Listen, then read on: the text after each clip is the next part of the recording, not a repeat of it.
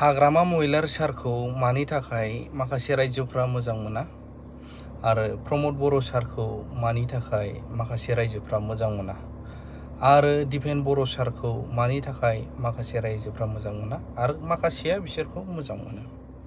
नैबे भिडिअजों आं एसेब्लाबो एनालाइज खालामनानै बुंगोन रायजोफोर, गोरोन्थि जादोंब्ला नायजोबनानै कमेन्ट खालामब्लानो जाबाय। बारा गोलाव खालामा आङो।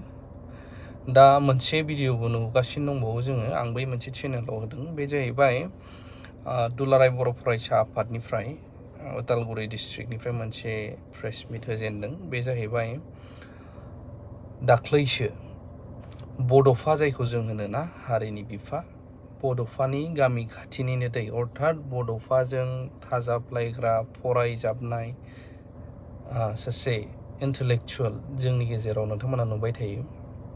गोबाङा मिथियो, गोबाङा मिथिया। एक्स BEO अफिसार अमर सिंह ब्रह्म सार, बिथाङा दाख्लै माखासे भिडिअआवहाय सोंखारिनायथ' नङा, बियो जेखौ नुदों बुंदोंमोन। बे जाहैबाय दिलीप सैखिया बिथाङा बर' हारिनि सायाव थोंजोङै मेगन होनाय बायदि ट्राइबेल बेल एन्ड ब्लक आरो 6 शेड्युलनि बाथ्रा, सिफायनायनि बाथ्रा बुंनाय बायदियाव मानो एबसुआ बुङाखै नैबेफोर खोथाखौहाय, एबसुनिफ्राय मानो दिपेन बर'मोना बुङाखै नैबेफोर खोथाफोरखौ अमर सिंह सारा बुंदोंमोन। गावजों गावब्ला माथो डिस्ट्रिक्ट आनचलिक प्रेस मिट होनो हायो, भिडिअ बानाय रायनो हायो, मुर्ति सावनो हायो, नैबेफोर खोथाखौ बुंदोंमोन। बे भिडिअखौ आं लाहैदों।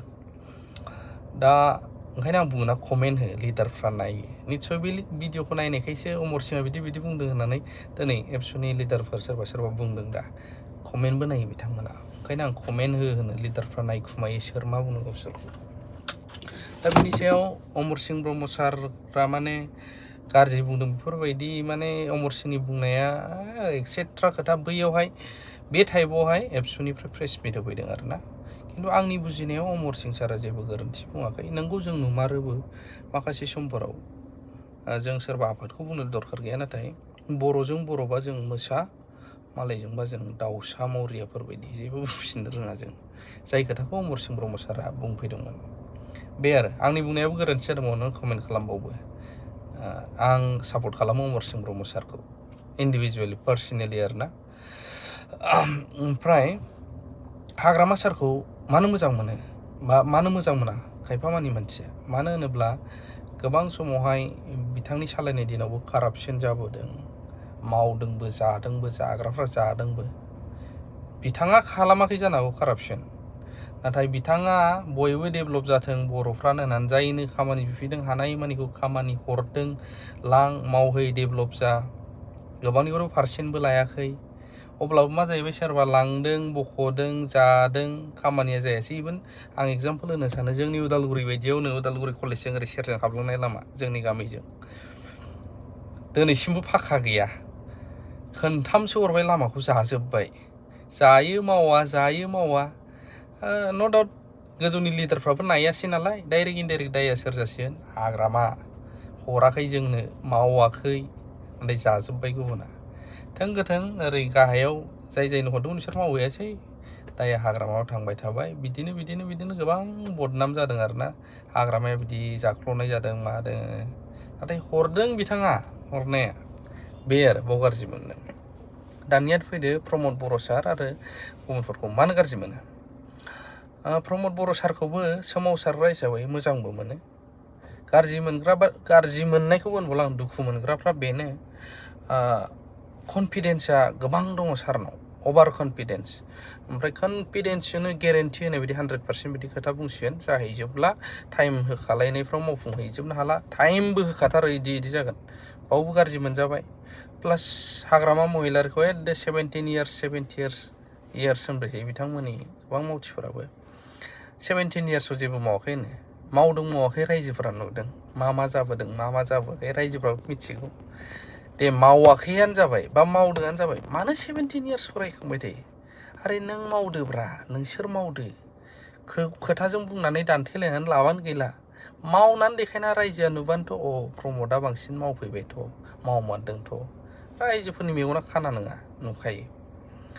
दा नैबेनि थाखाय 17 इयार्स गोसोखांनायनि थाखाय दुखु मोनो। आरो दिपेन बर' सार, दुलाराय बर' फरायसा आफाद, बेखौथ' आं फरायसाफोरखौ बुंनो दरखार गैया खिन्थु इन्डिभिजुवेलि बिथाङाबो सासे पलिटिक्सजों नांथाबनानै थानाय बायदि लिडारफोरजों नुबाय थायो नालाय बेनो गोबाङा मा सानबाय दिपेन बर' सारासो नांथाबनानै थादों जानो हागौ खिन्थु एबसुआथ' गोथार संगठन हाबा नालाय माने आफाद एबसु बायदिया बोरै थाफाहैखो होनना खायफा गोबाङा बिदि साननाय लागासिनो गोसोफोराव नाथाय एबसुआ एबसुखा नाथाय एबसुनि सामलायगिरि जाहैबाय नालाय दा सामलायगिरिनि दारैनो आफादा बदनाम मोनहैनाय बायदि जानायखौ जों नुगासिनो दानिया फैदो मोजांबो मोनो मोजां मोनग्राफ्रा गोबां मोजां मोनग्राबो दं बिसोरखौ आरो दुखु मोनग्राबो दं खायफा ओरैबायदि बुंनो गोसोबो जायो बुंनो सानो नाथाय बुंनो हाया बुङोब्लानो आहा माबा मोनसे बिदि दिगदार जागोनदां आंनि साख्रियाव आंनि खामानियाव आंनि बिजनेसाव बुंनानै लायोब्ला नै बिदि गोबाङा साननाय दङ नङाबा गोबां गोरों गोरा इन्टेलेक्चुवेलफोर जोंनि गेजेराव दङ मानो थाखाय बिसोर बुंनो ओंखारबोआ साहस खालामा